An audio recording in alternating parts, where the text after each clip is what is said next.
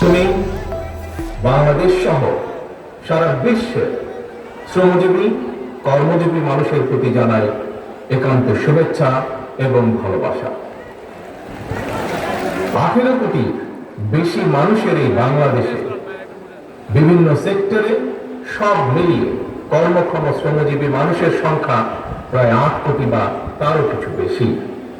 প্রিয় ভাই বোনেরা, এর ভেতর নারী শ্রমিকের সংখ্যা প্রায় অর্ধেক।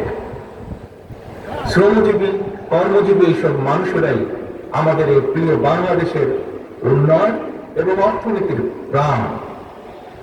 দেশের কোটি কোটি শ্রমজীবী কর্মজীবী মানুষ, তান্ত্রিক জনগোষ্ঠী, কৃষক, শ্রমিক, দিনমজুর মেহনতি জনগণকে অবহেলা কিংবা অধিকার বঞ্চিত রেখে আমাদের মুক্তিযুদ্ধের কাঙ্ক্ষিত বাংলাদেশ প্রতিষ্ঠা করা সম্ভব নয়।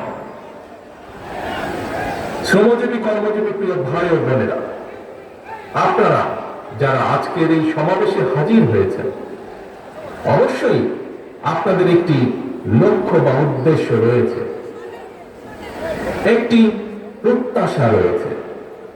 কি সেই প্রত্যাশা, কি সেই উদ্দেশ্য? সেটি হলো এমন একটি গণতান্ত্রিক রাষ্ট্র, সরকার, সমাজ ব্যবস্থা আপনাদের আমাদের প্রত্যেকের প্রত্যাশা। এখন যে কোনো ব্র্যান্ডের পুরাতন এসি বদলে নতুন ওয়ালটন এসিতে উপভোগ করুন 25% ছাড়। এমন একটি কর্ম পরিবেশ আপনাদের প্রত্যাশা, যে রাষ্ট্র এবং সমাজ আপনাদের প্রত্যাশা এবং প্রাপ্তি নিশ্চিত করবে। মাথার ঘাম পায়ে ফেলে উপার্জন করার পর আপনারা শ্রমের ন্যায্য মূল্য পাবেন। রাষ্ট্র ও সমাজে আপনাদের অধিকার এবং মর্যাদা নিশ্চিত থাকবে। এমনই একটি গণতান্ত্রিক রাষ্ট্র, সরকার, সমাজ ব্যবস্থায় আপনাদের সহ আমাদের সকলের প্রত্যাশা। এমন একটি বাংলাদেশ প্রতিষ্ঠিত হলে আপনারা ভালো থাকবেন, আপনাদের পরিবার ভালো থাকবে, বাংলাদেশ ভালো থাকবে। আপনারা ভালো থাকলে দেশ ভালো থাকবে। দেশ এবং জনগণ ভালো থাকলে, দেশে জনগণের অধিকার প্রতিষ্ঠিত থাকলে কেউ বাংলাদেশকে তাবেদার রাষ্ট্রে পরিণত করতে পারবে না।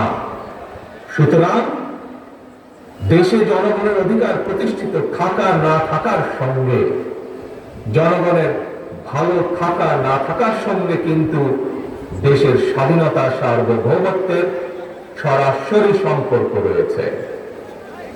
প্রিয় ভাই বোনেরা, আপনাদের ভালো রাখার জন্য, দেশ এবং জনগণকে নিরাপদ রাখার জন্য, জনগণের অধিকার সুপ্রতিষ্ঠিত রাখার জন্যই আমাদের এই রাজনীতি, বিএনপির রাজনীতি।